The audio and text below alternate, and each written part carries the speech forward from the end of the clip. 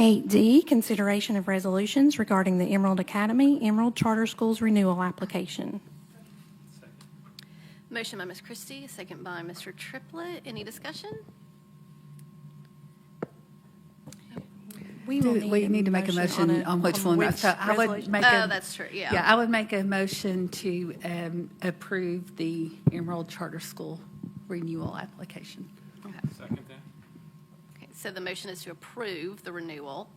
Motion made by Ms. Kristy, second by Mr. Triplett. Do we have any discussion on that? Okay, why don't we do, want to do a roll call vote? Sure. All right, why don't we do a roll call vote on this one? Dr. Butler? Ms. Templeton? Ms. Fontenot-Ridley? No. Ms. Bike? Ms. Morgan? Yes. Mr. Triplett? Yes. Mr. Wright? Yes. Ms. Kristy? Yes. Ms. Henderson? Yes. Dr. Butler, would you like to change your pass vote? Ms. Templeton? Ms. Bike? Okay, that is 5 yes votes, 1 no vote, and 3 pass. All right, motion carries.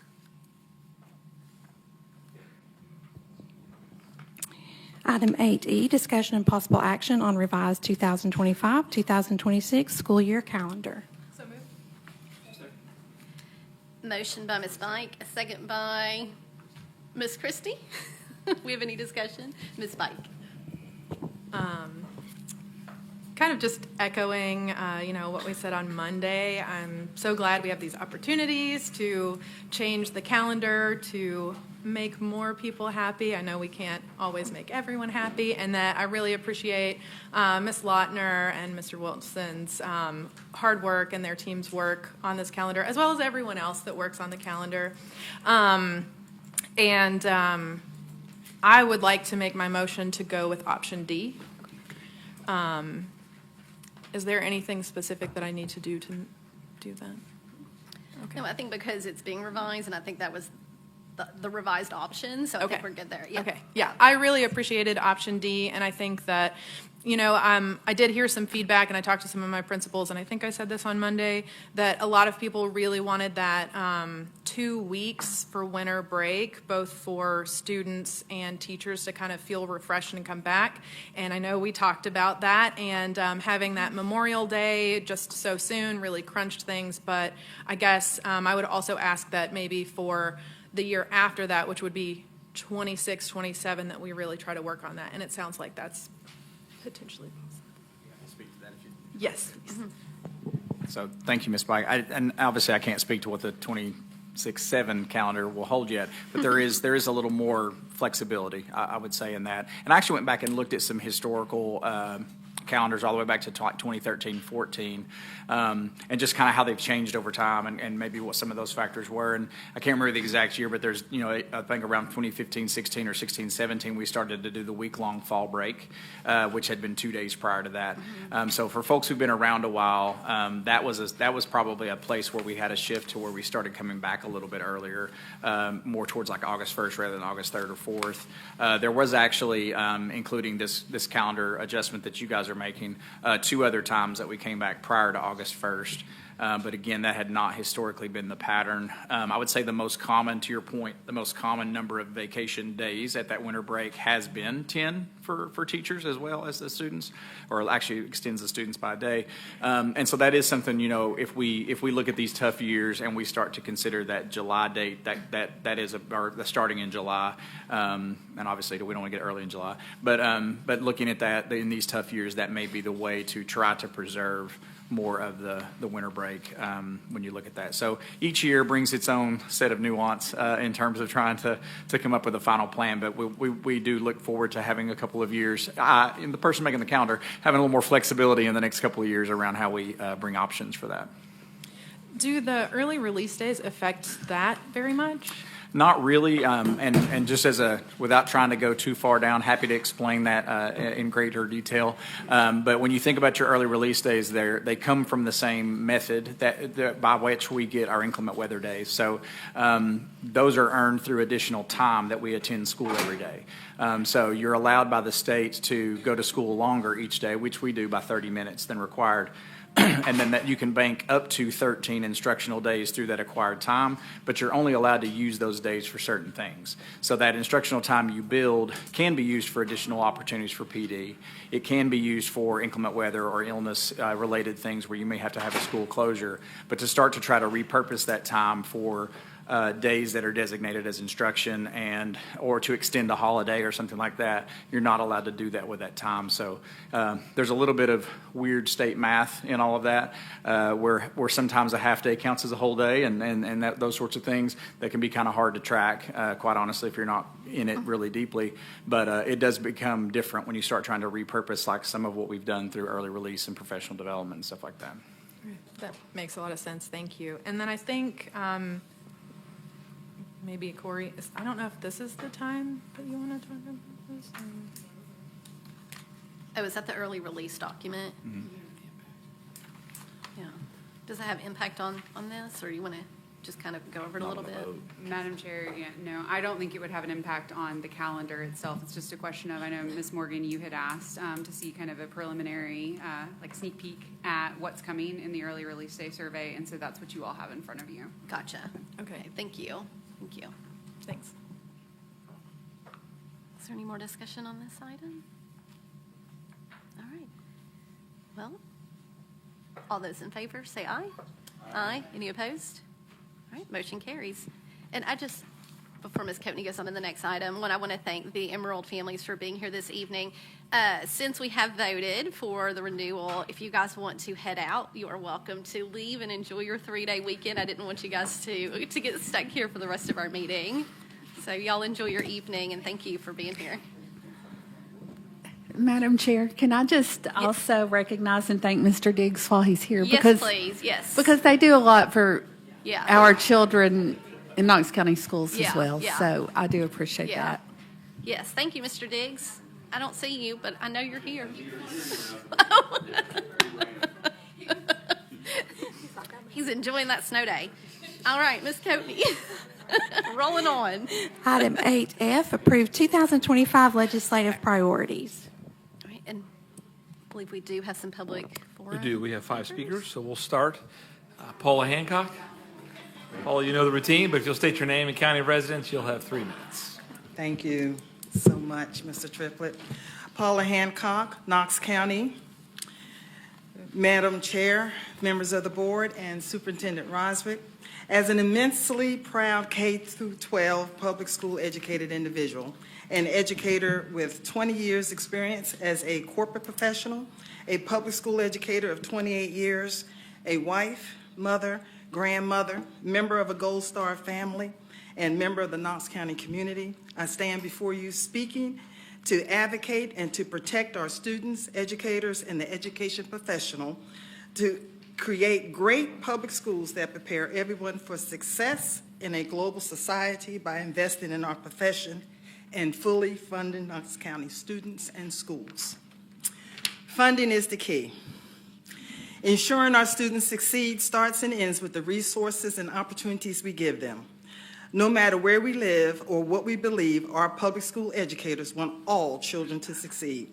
Our Knox County school educators follow an Education Great Commission, and they go forth teaching all children regardless of race, ethnicity, religion, sex, or sexual orientation. We want all of our students to have the funding they need to learn without limits and unlock their dreams. But many students will be denied opportunities because their schools and communities will be underfunded and under-resourced because of current voucher and school choice legislative initiatives. On all counts, vouchers and school choice harm public schools, education, and students. Vouchers still scarce funding from public schools and give it to private schools that are unaccountable to taxpayers. They do not reduce public education costs. They increase costs by requiring taxpayers to fund 2 school systems and 1 public and 1 private. The result is that public schools, which educate 90% of students, wind up with less funding. This leads to larger class sizes and fewer resources, such as educators, textbooks, school nurses, counselors, technology, lab equipment, as well as music and athletic programs, to name a few. Let us be reminded of Abraham Lincoln's famous line from his House Divided speech. which states, "A house divided against itself cannot stand." For we know the foundation from which he derived the words in this speech. Lincoln used this line to explain that the United States could not remain divided forever. He believed that the country would eventually only be able to sustain one system. For he and we know that no one can serve two masters. For either he will hate the one and love the other, or else he will be loyal to the one and despise the other. Furthermore, there is no conclusive evidence that voucher programs improve overall student achievement, nor is there any validity to claims that by creating a competitive marketplace for students, vouchers force public schools to improve, while these programs continue to discriminate against students with disabilities, strip away students' human and civil rights, as well as exacerbate segregation through a selective process. We should also not forget the importance for which the Founding Fathers viewed public education in the preservation of American democracy. John Adams, this nation's first vice president and second president of the United States, was among the first great champions of organized education and wrote about the vital need for quality education to be accessible to all citizens. Adams is quoted saying, "Laws for liberal education of youth, especially of the lower class of people, are so extremely wise and useful that to humane and generous mind, no expense for this purpose would be thought extravagant." He saw a clear link between a strong public education system and the health and strength of the American democracy. He also saw education as a vehicle for previous generations to empower future generations with the ability to learn and prosper. Adams made his strongest argument for the value of a strong system of public education in a letter to British reformer John Jett, when he wrote, "The whole people must take upon themselves the education of the whole people." If we are serious about doing what's right for every child's future, let's do what works. Support legislation and legislative priorities that provide every Knox County student with a public school education that inspires them, encourages their curiosity, and prepares them for success. Support legislation and legislative priorities that provides public school educators with the support, resources, and time to do their jobs Ms. well Hancock, and the security to retire with dignity. We messed up on the timer, but it's been. That's all right. I let it go a little longer than 3 minutes, just Thank because you. the timer I wasn't on. appreciate that. And that was our fault, but No, that's fine. So thank you for your time. I appreciate you all. Thank you. Got a little bonus time. Aaron Christner. Aaron, if you'll state your name and county of residence, you'll have 3 minutes. Thank you, Board, for having me. My name is Aaron Christner, Knox County, currently residing in District 5. So I'm here before you, just like Ms. Hancock spoke to you about the Education Freedom App. I'm also here to talk about that. I'm a father of 2, and so my daughters are about to start school, and I want to stand here in front of you all just to let you know that I also think that when the time comes, you also consider the impact of this legislation and that what it will do to the public school system that my daughters are going to attend. This type of initiative around the country is wildly unpopular among voters. 65% of voters in Kentucky, every single county in Kentucky voted against this. In Nebraska, the program wasn't even around for an entire year, and they voted to repeal it. Colorado also rejected school vouchers. And South Carolina, their program was deemed unconstitutional. Okay? The only way that these systems get passed is through legislation. But I want you all to realize that this type of method, this type of approach to educating our children and our nation's future is not the correct way, and what Governor Lee has proposed, and the idea of withholding hurricane relief funding and trying to garner support for this type of legislation is not the right way and is not very popular to try to get this passed. Ms. Hancock talked about our John Adams, one of our founding fathers. Our founding fathers said that separation of church and state was paramount, and I don't think that our tax dollars need to be going to any religious-backed institutions for schooling. So just that when the time comes, I hope that this board considers that and votes against supporting this type of legislation.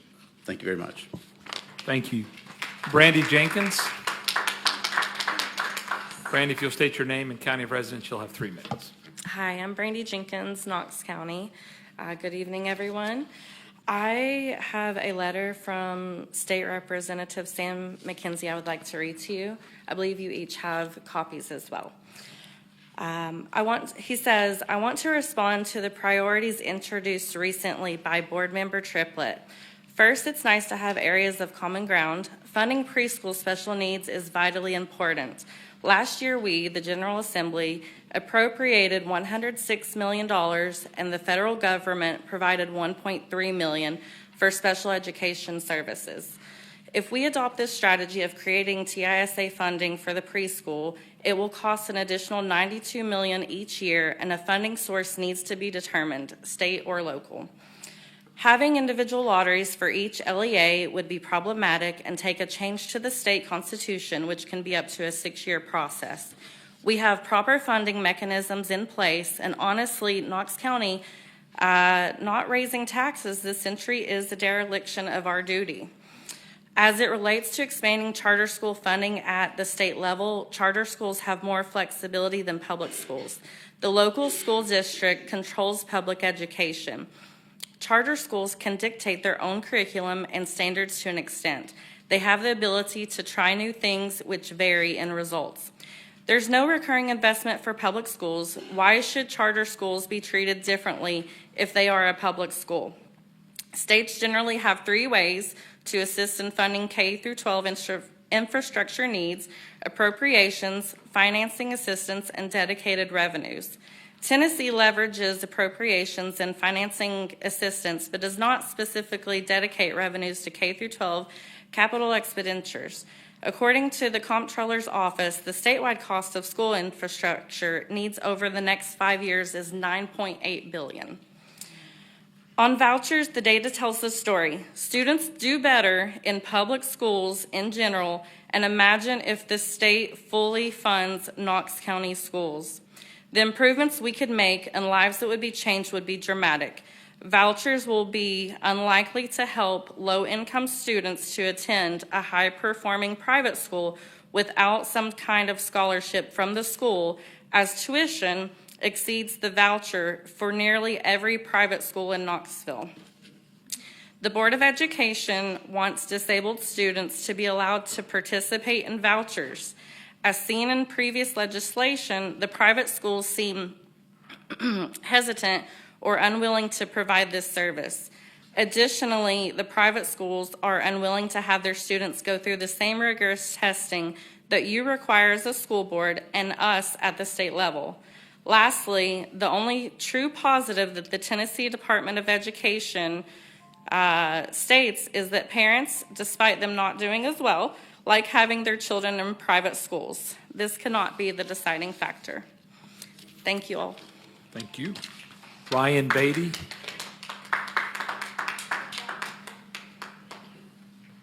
Ryan, if you'll state your name and county of residence, you'll have 3 minutes. Hi there. My name is Ryan Beatty. Not Beatty, but thank you. Sorry about that. No, it's okay. I apologize. Ned Beatty, whoever. And I am a few things. I am a resident of Knox County and Ann Templeton's district. I am a proud product of Tennessee Public School System, and I am also a taxpayer. I am really proud to call myself a product of the Tennessee Public School System, and as someone who is educated in the Tennessee Public Schools, I know that they deserve more than policies that divert money from those schools. And that's why I think this addition of support for school choice to the board's legislative priorities is odd. As members of a board of education, you are elected to represent and make decisions for the Knox County public school system. I must question why a board of education of a public school system thinks any public funds should be siphoned away from public schools. That's where my taxes come in. Simply put, as a taxpayer, I don't always have a say in where my taxes go, but I know that at least here, in this meeting, I have a chance to tell you all, elected officials on a legislative body, to please not endorse a policy that means my tax money could end up benefiting a private school. School choice already exists. We already have charter and magnet schools, and families who want to homeschool or private school their kids will continue to do so, no matter what. To call this school choice rather than what it really is, diverting public money from public schools, is a dishonest scam. Thank you. Thank you. Christiana Anton. Christiana, if you'll state your name and county residence, you'll have 3 minutes as well. Hi, Christiana Anton, 37917. I live in Reverend Butler's district. I too am several things. I'm a Knoxville resident, a secondary English educator, master's student, angry taxpayer, and member of Public School Strong. Your behavior tonight, or what I perceive to be your behavior tonight, seeing that we haven't seen the amendment yet that everybody came up here to talk about, has revealed to me that you are incredibly similar to your politicking city council counterparts. As public servants, your legislative priorities should not include advocating for the disinvestment of our public schools by supporting voucher schemes like the so-called Education Freedom Scholarship Act, or expansion of charter funding, in my opinion. Private school vouchers and charter schools, as we've already heard, have no proven efficacy in raising student success on benchmarks, nor do they improve student overall experience. As a taxpayer, I do not feel comfortable giving my support to exclusive private schools to the neglect of every public school student in Knox County.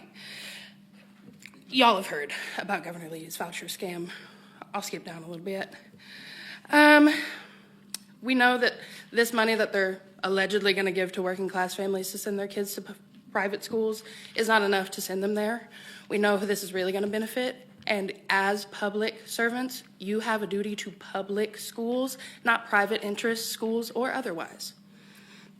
Instead of giving away public dollars to subsidize private schools, why don't we use public funding to provide truly free public schools, ones without excessive fees or barriers to extracurricular programming? Can our board advocate for better and more counselors and school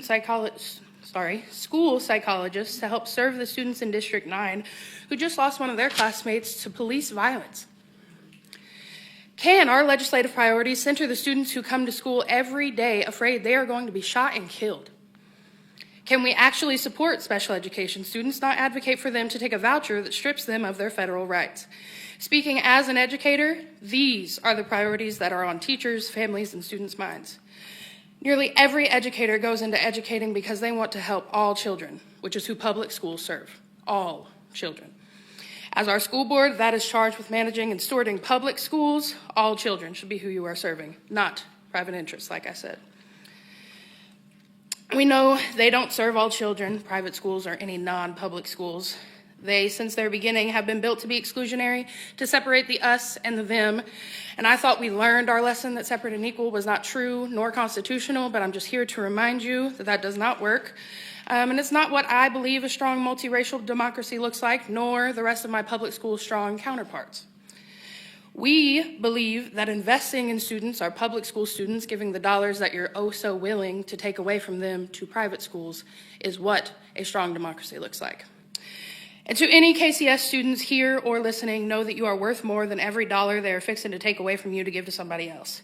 Your future is bright, and we are here to fight with you for your right to a quality education. Thank you. Madam Chair, that concludes public forum on this topic. Thank you, Mr. Triplett.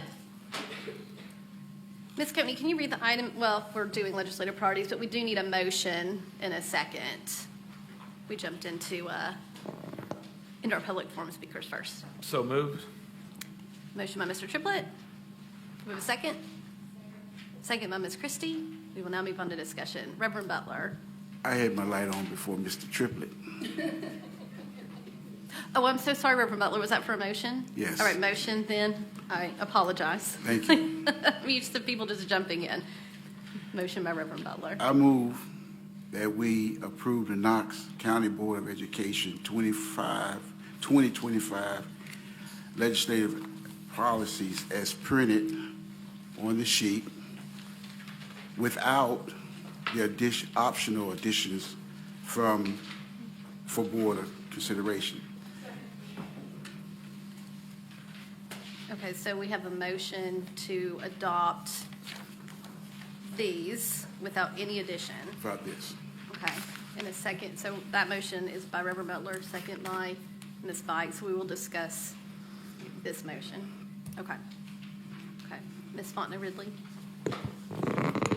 Okay, so I've provided an outline, but to be honest, I haven't written an outline since I was in college, so, and I definitely haven't written one since I was having to type on a word processor, if you can even call it that anymore. I have printed a sheet, and I've given it to each one of you. And I believe, and I don't want to disrespect anybody here on the board, but I believe that we are here as public school representatives, not private school advocates. Some concerns that I have already been brought up by our speakers, and I appreciate your all's willingness to get up in front of the body. By design, vouchers are exclusionary.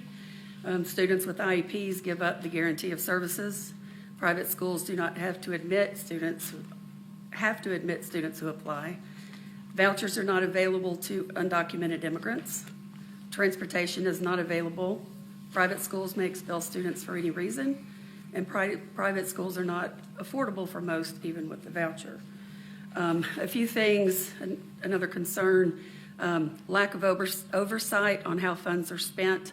Opening the system up opens it up for fraud, and just in pretty much every state that has them have reported fraud. In Arizona, and this just happened in December, a couple out of Colorado was indicted for defrauding the state of Arizona for applications for 50 students, 43 of which did not exist. In Texas, forgeries on birth certificates led to approved applications totaling in over $600,000 in lost money.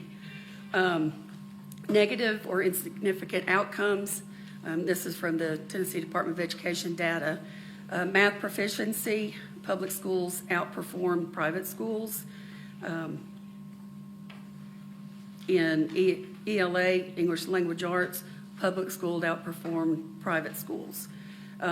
Not sure exactly apples to oranges because private schools don't have to take the TCAP, but that was what was provided on the website. By the numbers, a comparison of public school enrollment and students already in private schools receiving vouchers. In Arizona, 90% of the students in Arizona go to public schools, and 82 of the students receiving vouchers were already in private schools when they applied. New Hampshire is similar. 89% of their students go to public school. 89% of them were already in public schools. Texas, 89% go to public school, already in private school when we're granted vouchers, 75%. Public schools in Wisconsin, 85% go to public schools, and already in private schools when we're granted vouchers, 76%.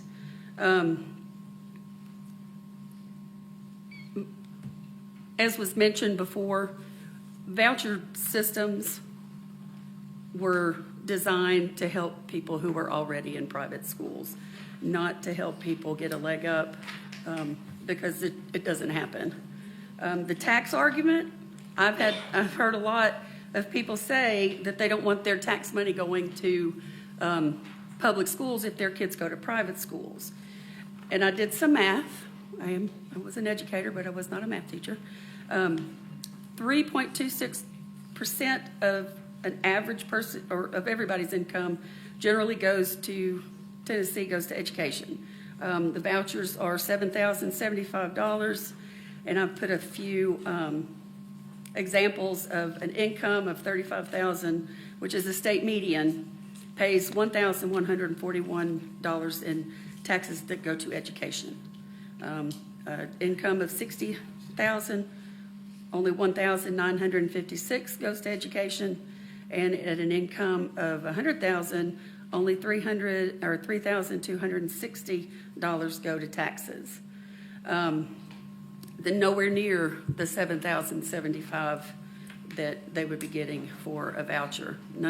Not to mention if they have more than one student.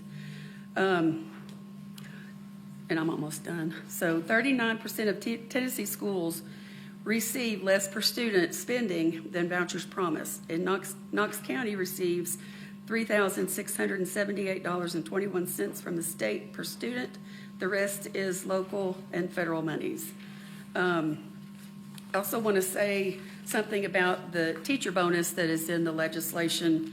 For one thing, teachers are not ignorant, and a rider that has nothing to do with the subject matter of the bill is an insult. Teachers are not a pawn in this legislation, and teachers are offended. I had a couple of questions that I wasn't sure what the answers were, so I don't know if somebody can answer it. What happens if an application is made, awarded, and accepted, but the student is not accepted to the school? Is it only if the student is already accepted to the school, or does that happen before so that they can decide whether they can go to the school? And also, what happens to the voucher money if a student is admitted and then expelled for any reason during the year? Those were just kind of thoughts that I had today.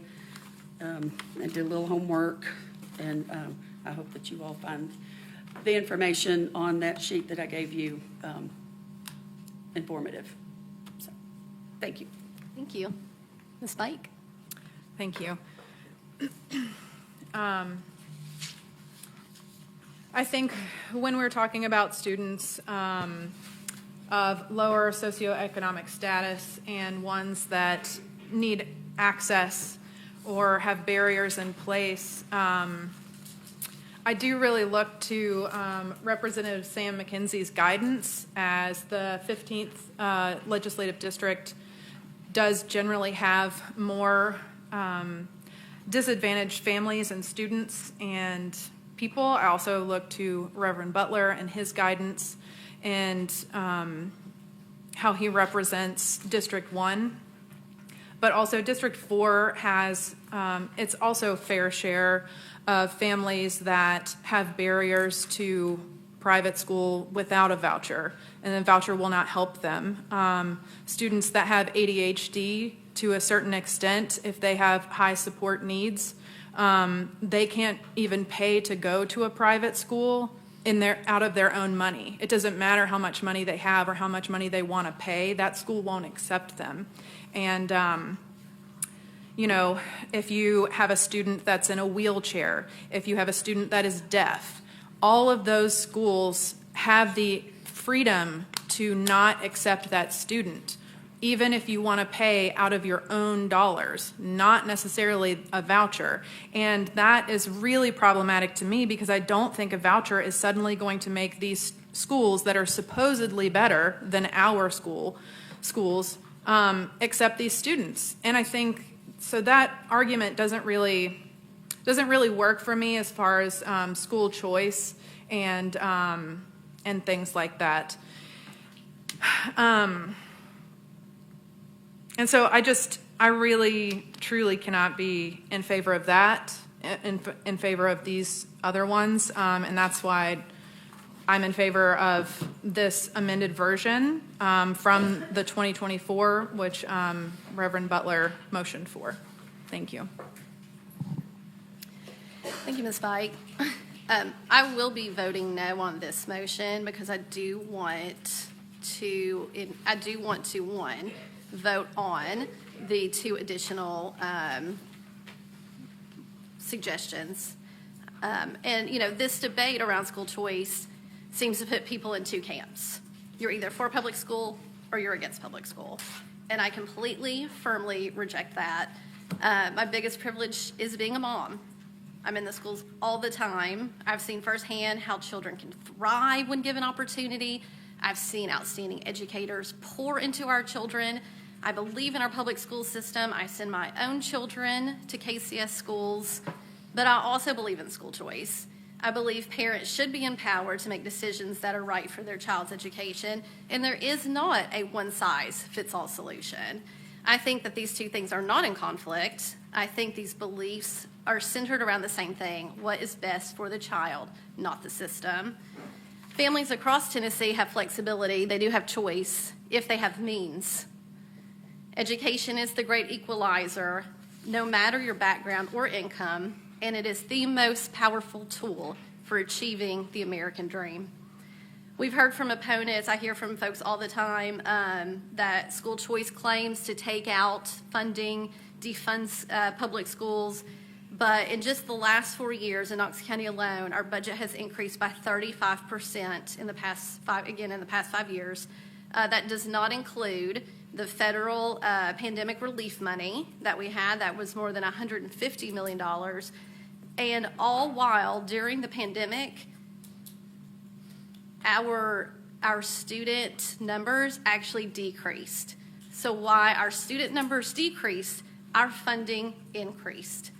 We have voted to increase teacher pay, improve security, increase funding for high-quality instruction, and I think that competition makes everybody stronger, and families deserve opportunities no matter their zip code. And I know there's several school board members who are in favor of school choice, and I think that speaks volumes as well. So I will be voting no on this motion, and hopefully voting yes, if that comes to it, on Mr. Triplett's suggested recommendations. Ms. Templeton? Thank you. Appreciate it. So many things have been said tonight. I want to thank those of you who stood up and spoke. Those were eloquent words, and I appreciate it, Ms. Hancock. Thank you for the time you put into that speech that you made, and everybody else who did as well. Thank you for your time. I a whole thing written about why I don't agree with vouchers. I'm not going to read it right now, and I hope I won't have to, because I truly believe that this conversation is about this board looking past our partisan differences when it comes to communicating with our state legislators. I think that we can come up with a list of legislative priorities that we all agree on and submit those in unity, so that if any of our state legislators call us and say, hey, how's it going in your district regarding A, B, C, D, or E, we can speak to that with honesty and with integrity. When we send this off to Nashville to say, this is the Knox County School Board's legislative priorities, that means that we've all signed off on it, more than any policy, quite frankly. When we send it off, it means we all agree. That's what it should be. This should be a document of unity on the issues that we can all stand behind. So I would, while I'm on one side and maybe somebody else is on the other side, I don't think that that's what this conversation right now is about. It's about what can we disseminate to and agree. Thank you. Ms. Kristy? We have more lights on. I had to make sure. It's going in order there. As I said earlier in the week, I honestly think that this decision is beyond our control either way. I think that those at the state level have made their positions known on this one way or the other in their campaign platforms. And typically if somebody makes something a campaign platform, another body's not going to be able to change that. I am curious, Mr. Triplett, how you would feel about adding something urging them to have schools receiving public funds meet similar accountability measures that our public schools meet, and be transparent in reporting those achievement scores. And that would just be in the same manner public schools do. And that would just be so parents can make informed decisions based on that transparency and reporting, just encouraging them to look at those measures moving forward. I mean, do you have strong feelings about that? I'd be okay if you want to come up, if you have some good wording you want to put in there. But I think on the fly exactly how that wording would go, but we could let Lauren speak and think through it. Yeah, well, I have some tentative wording here where it says we advocate that all institutions receiving public funds to educate Tennessee students meet the same accountability standards and emphasize the importance of transparency in reporting student achievement data, enabling all Tennessee parents to make informed decisions regarding the education of their children. Can you say that one more time? Because that was a lot to read and Yeah, lot to digest. I will. in one. I was going to say, I need to hear that again. Okay. We ask that all institutions receiving public funds to educate Tennessee students meet the same accountability standards as public schools. Furthermore, we emphasize the importance of transparency in reporting student achievement data, enabling all Tennessee parents to make informed decisions regarding their children's education. Thinking through that, I do like the portion about achievement data, so we can kind of figure out where they land. And this is just encouraging them to take that in mind as they are looking at I know there's multiple proposals in front of them, and it is something that I would like for them to consider, because I do think it's important for parents to have that information and for the public to have that information if we're using tax dollars to fund it. Okay, let me think through that. Ms. Morgan? Thank you, Madam Chair. While I believe in school choice and the right for parents to choose what is best for their children, and I am a proponent of charter schools, I'm thrilled that we were able to pass the renewal of Emerald tonight, and I'm happy for the great work that they're doing there. I also don't believe that being pro-school choice means you're against public schools. I am very much for public schools. I choose to send my 3 children to public schools, and I serve in this seat on the school board. As a fan of public schools, I believe you can be both for public schools and believe that parents have the right to choose what is the best school option for their children. However, I don't believe that it is in this board's realm of duties to make vouchers a legislative priority, as we don't have control over what the legislature does. I think it's our job here on this board to make Knox County schools the best that they can possibly be, and be the place for where our students and our families want to get an education and choose to go to school. And I believe that we need to continue to be focusing on that. I think our efforts should be focused on things that will support our teachers and help our students in Knox County schools right now. Thank you. Ms. Bike? Thank you. I think I can agree with maybe adding in some requirements for schools that might accept ESAs and the school choice. I'd like to add that they have to background check all of their staff, that they have to have certified teachers, they need to be ADA compliant, that they also do TCAPs, and then also abide by 3rd grade retention. I think that that is only fair if they're going to accept our money. Seems reasonable to me. Thank you. Reverend Butler?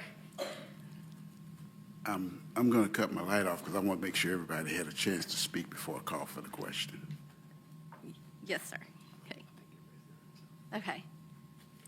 So, there's a lot of discussion. So we're voting right now strictly on this document and no other suggested changes, or no other suggested additions. Correct. So if this vote passes, this is it. But if this vote happens to fail, then we would go back to this. I was thinking maybe this could be our base, and then vote on each additional consideration separately. Does that make sense to everybody? I know this can kind of get a little wonky. Yes, Ms. Fontenot-Ridley, you have a question? When you held it up, does this mean the 20, wait. So the one that's... Yeah, so the 2025, it looks like this. Yeah. So what Ms. Coatney did with this was she took all of the discussion from Monday night and compiled it into this document. So it's actually 2 pages? No.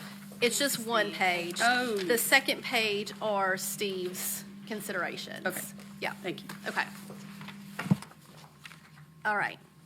So now that we got procedure, Mr. Dupler. Well, so you all do need to clarify, because what I heard you say, Madam Chair, is, and the way I understand Reverend Butler's motion, is to approve the 2025 legislative priorities as written and as is before you, Correct.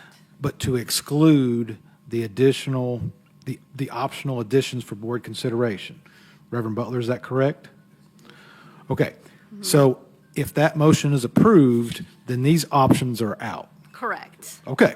Correct. And then you said you may want to look at some additional that aren't these options, you all could make motions on.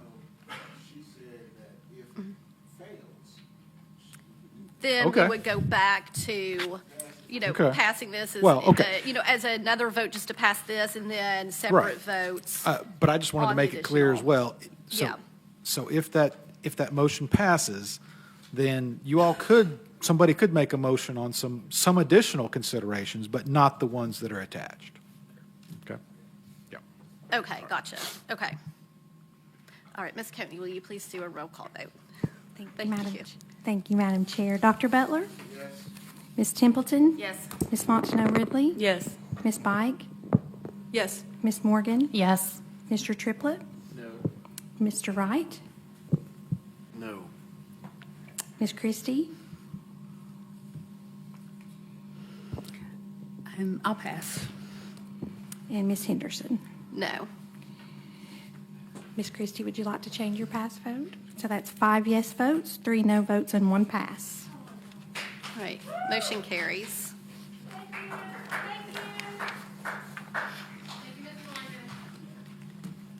Motion carries. All right. We do have some public forum speakers. Thank you, Madam Chair. Candace Bannister. Candace, if you'll state your name and county residence, you have 3 minutes. Candace Bannister, Knox County resident. After Will died, his employer reached out to us to offer food for our family and friends the day of Will's service. I thanked them, but told them there'd be quite a crowd. They say they didn't care how many. They wanted to make that day easier if they could. They came and set up and fed nearly 100 people the day of Will's service. His manager told me that she called Will the top knot because he always pulled his hair on top of his head, but also because he was their hardest worker, the only one they allowed to clock in early because he went straight to work and never complained. She said they missed him and wanted to do this for our family. My older son worked at the theater. They gave him the week off, paid him for it, and then had a fundraiser for youth suicide. My husband's employer matched donations given in memory of Will to Will's scout troop. My employer intimidated Will's friends, sent someone to my house to intimidate us by asking if we knew our son was a drug dealer, and reported untruths about me because I told them the executive administrator had bullied my son when the superintendent ordered my son back to school.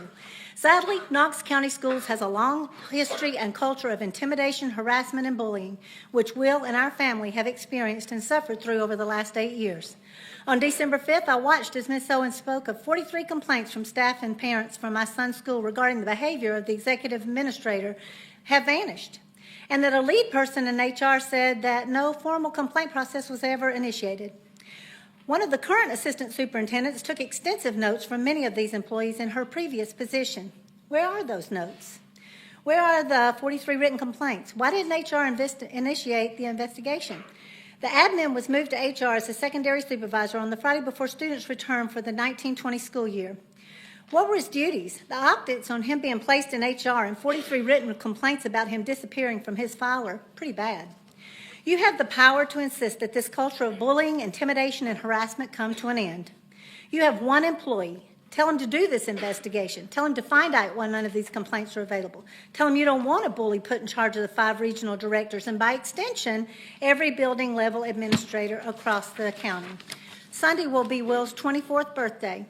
I don't think I can convey to you what it feels like to face his birthday when he's no longer here on earth. I have not seen Will since he was 16 years old. I have not hugged him, heard his voice, seen him walk into a room, heard his laugh, or seen his smile. I have not touched his beautiful red hair. I have not set our table for 4. I have not bought him a gift or taken him shopping, and he loved to shop. I have not had the joy of making his favorite meal, or watching him fall asleep on the couch after a long day. I really don't even know what Will would look like at age 24. I have endured 7 birthdays without him, and Sunday, January 12th, I will endure another one. In all of these almost 8 years, Knox County Schools never even investigated the man who bullied our son, even with 43 written complaints. Instead, they tucked him into a desk in HR starting in 2019 and then moved him to a new, very high-profile administrative position in May of 2024. Do better in honor of Will's 24th birthday and all of the students in Knox County Schools. Please do better. Thank you. Thank you. Madam Chair, that concludes public forum. Thank you. Everybody enjoy your long weekend, and we are adjourned.